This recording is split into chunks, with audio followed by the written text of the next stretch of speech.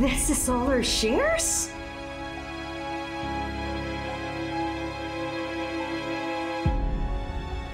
Ita-transfer mo ang lahat ng ito kay Lilet habang buhay ka pa, Ramir?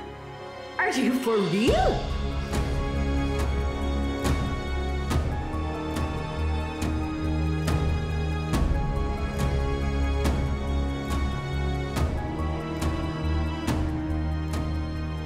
Pamamanahan mo ng malaking ari-arian at pera ang bastarda mong anak at ipakikilala mo pa siya sa lahat ng tao as your daughter?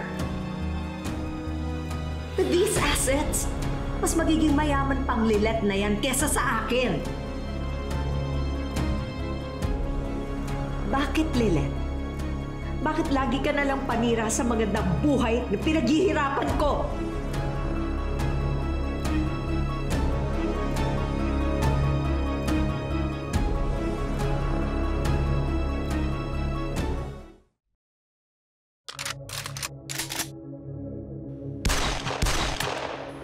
Kasalanan mo lahat to eh.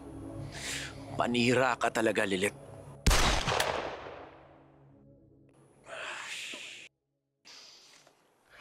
What's with that look? I get it. That Lilet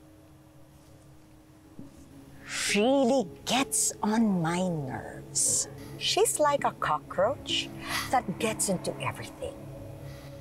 Can you believe it? Even my husband wants to introduce her to the entire world as his daughter.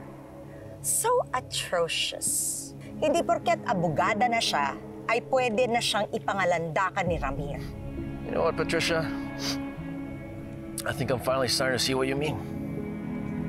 Yung babaeng yan yung pumipigil sa amin ni Era para magamit namin lahat ng properties at pera ni Meredith. Kung hindi dahil sa Lilet na yan, matagal na kita nabayaran. Lahat ng pinagkakautangan ko, nabayaran ko na sana. Grabe, cost of delay talaga yung micro-attorney na yan. My inner voice is saying that if we really want to end our problem, which is Lilet, kailangan mawala na siya ng tuluyan. Ito lang ang paraan para mawala na ang problema natin pareho. Ayoko madungisan ng pangalan ng pamilya ko at ayaw mo rin naman na humarang pa si Lilet sa mga plano mo, di ba? Kaya kailangan matulad na si Lilet sa nanay niya.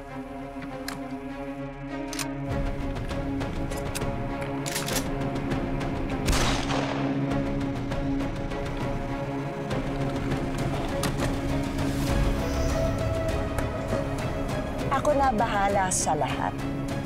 Sisiguraduhin kong malinis ang lahat. Isang araw, magigising tayo. Wala na ang freak na yun.